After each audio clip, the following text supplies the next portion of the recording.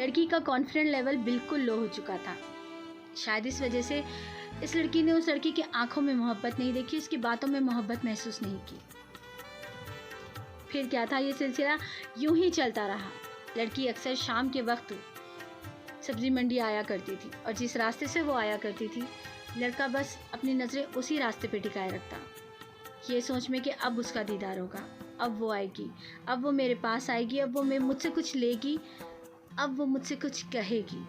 लेकिन अक्सर ऐसा होता था कि लड़की अपने कज़न ब्रदर, कज़न सिस्टर के साथ आती थी, इसलिए उस लड़के से ज़्यादा बात ही नहीं करती थी। होता है ना कि अगर कोई हमें कोई चीज़ ज़्यादा दे दे, कोई फ्री में दे दे, तो हम अक्सर अगली बार भी वहीं जाते हैं, यही उम्मीद में कि हमें और थोड़ा ज़्यादा मिलेगा या फिर हमें फ्री कोई चीज़ मिलेगी। लड़की की भी सोच यही थी और वो अक्सर उस लड़की की दुकान पे जाती और उससे सामान लेती। लड़का हमेशा ये उम्मीद में रहता कि मुझसे बात कर लेगी, मुझसे कुछ कह देगी, मैं उसकी आवाज़ सुन लूँगा, लेकिन ऐसा बहुत कम होता। लेकिन एक दिन ऐसा आया, तब लड़की ने कहा कि आप करिया पाक मत डालिए, क्योंकि हमारे पास ना पूरा सा झाड़ है। ऐसे मुस्कुराते लड़की ने बोला। लड़का उसे देख के मुस्कुराने लगा।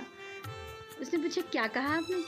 तो लड़की ने बोला, हमारे पास करिया पाक का झाड़ है, हमें करिया पाक नहीं चाहिए।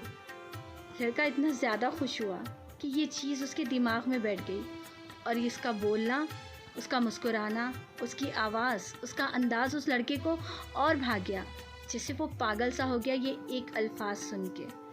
फिर क्या था, उसकी खुशी का ठिकाना नहीं रहा।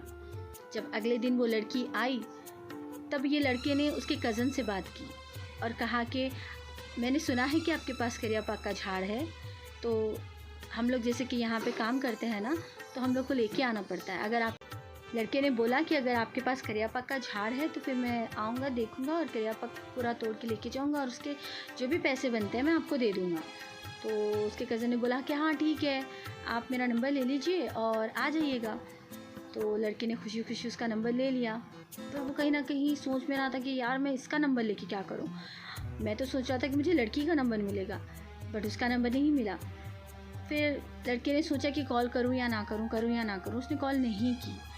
दूसरे दिन जब फिर ये लोग सब्ज़ी लेने के लिए आए तो उसके कज़न ने पूछा कि अरे आपने कॉल नहीं किया। तब ये लड़के ने बोला कि जी हाँ, मैं एक्चुअली दिन में मैं फ्री रहता हूँ, मुझे रात में मैं बहुत बिज़ी रहता हूँ, रात में मुझे बहुत काम होते हैं। तब उसके कज़न ने बोला कि दिन में तो मैं नहीं रहता, मुझे जॉब रहती है, आप एक काम करना, इसका नंबर ले लेना, ये दिन भर घर पे रहती है। तो लड़के की खुशी का ठिकाना नहीं रहा। उसने सोचा कि चलो, मैं आखिरकार जो चाह रहा था वो हो चुका है, मुझे जिसका नंबर चाहिए था उसका नंबर मिल रहा है। लड़के ने झट से अपना फ़ोन निकाला और नंबर ले लिया। फिर ऐसा हुआ कि लड़का हिम्मत नहीं जुटा पाया कि उसे कॉल करे, बात करे।